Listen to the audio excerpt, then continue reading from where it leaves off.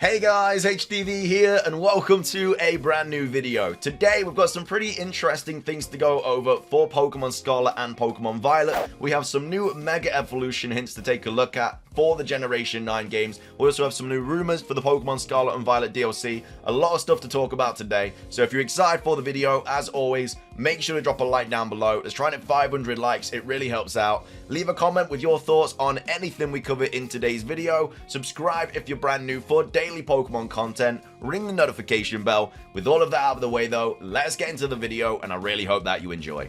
So, starting things off, let's take a look at these new Mega Evolution hints for Pokemon Scarlet and Pokemon Violet. Now, I don't think this means that we're going to be getting Mega Evolutions in the DLC. I mean, it could, but it's very, very unlikely. But either way, if you go to the Pokemon Scarlet and Violet website and you go to Roaring Moon's page, you've got your category, your type, your height, your weight, your ability, all that good stuff. However, though, down here has some really interesting information.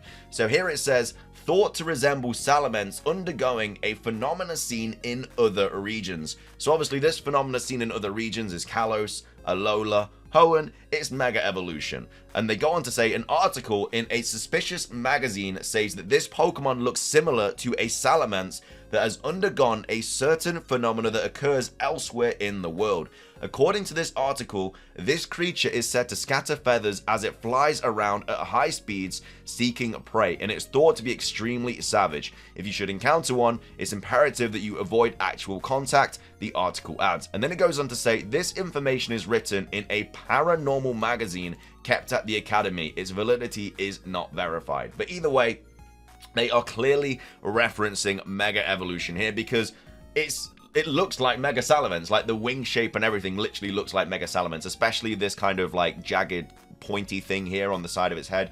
It does look like Mega Salamence, but the fact that they're kind of referencing it and stuff like that with the whole Area Zero DLC that we're expecting, you know, you don't know what's down there in the bottom of Area Zero. There could be little portals that send you to like other worlds where Mega Evolutions are or something like that. I mean, that is way out of the box, but again, the fact that they're kind of referencing Mega Evolution here is really, really interesting in my opinion. You've got also the other Paradox entries as well, like this one for Iron Treads, which again is quite interesting, but very much a stretch, but it could be also slightly related to Kalos. It says, thought to be an alien weapon. A suspicious magazine says that sightings of Iron Treads have been reported in one arid corner of Paldea. The magazine article also talks about Iron Treads' ability to suddenly assume a spherical shape and launch into a swift rolling attack. Further mentioned are rumors that Iron Treads may be a weapon made from alien technology, though no one knows for sure. Now, of course, with Kalos, the original story was that there were going to be kind of aliens in, like, the story. Like, I think the 6th gym leader, the fairy gym leader, was actually supposed to be an alien and stuff. This is, like, very at the beginning of the creation of X and Y.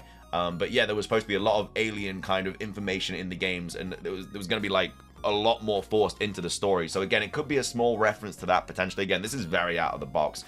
Yeah, this could potentially be like another mini hint to Kalos. But I mean, there's a lot of also other kind of entries for the Paradox Pokemon on the website. You know, for Screamtail, it says, its primitive look and savage nature have prompted rumors that it could be a Jigglypuff as it would have existed a billion years ago. So again, we might even have like these little mini portals or stuff at the bottom of Area Zero that send us to like different times, and we could be going to a place that's like a billion years ago and stuff. But again, I just thought it was quite interesting to add all of this information, especially because these are actual hints towards Mega Evolution. Again, as I said, I don't think this means we're getting Mega Evolutions in the DLC. It would be cool to have them, but it's very, very unlikely. I thought this was just a cool little hint. Anyway, let's move on to this that also popped up today. Quite interesting. We have this from Nin's status bar, and it says, maintenance finished. There was actually maintenance for Pokemon Brilliant Diamond and Shining Pearl earlier on the 17th of January, earlier this week on the Tuesday. We don't know what this maintenance is. Again, potentially it could be some like small tweak or something getting ready for the whole Pokemon Home thing that's going to be happening in spring, because obviously if you transfer a Pokemon from Brilliant Diamond and Shining Pearl into Pokemon Home, it will then be able to be put into Scarlet and Violet, and I'm guessing vice versa as well. I'm guessing you'll be able to put a Pokemon from Scarlet and Violet into Brilliant Diamond and Shining Pearl, and so it'll probably have like an updated like message on the summary or something. Maybe it was just like a small little maintenance thing for that, or it could literally just be a random maintenance. I don't know. I just thought it was interesting that this popped up today. It was only for Brilliant Diamond and Shining Pearl though. We haven't had one for like Sword and Shield, Let's Go Pikachu and Eevee, or Legends Arceus or anything like that. It is literally just for Brilliant Diamond and Shining Pearl, so it could literally mean anything. And again, if it was a Pokemon Home update, it would be Pokemon Home getting that update, but again, it could just be like a small tweak getting ready for it. Who knows? Thought it was quite interesting.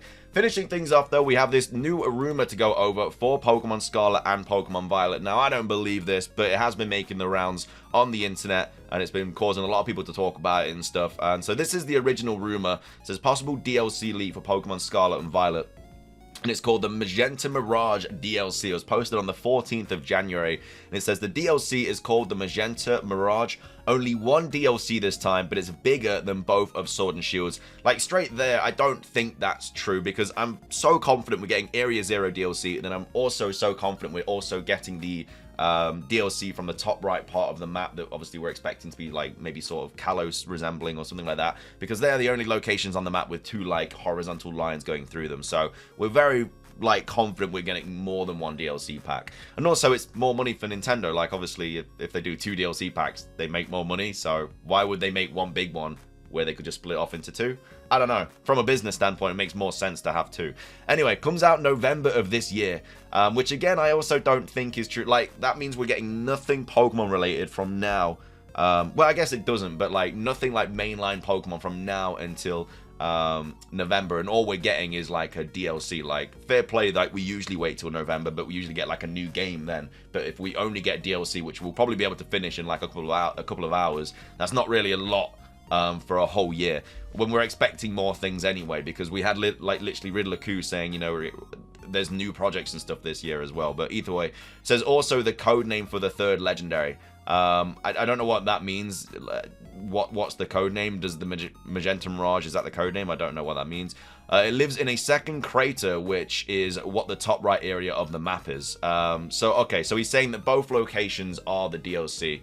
But again, I don't really know why I'd be living in the top right when Area Zero is literally where all the documents about it are. The images are about it, like everything about it is in Area Zero. Why would he be going chilling in like near Kalos and stuff? Separated by 2 tribes, one with an ancient looking tribe and the other a futuristic one.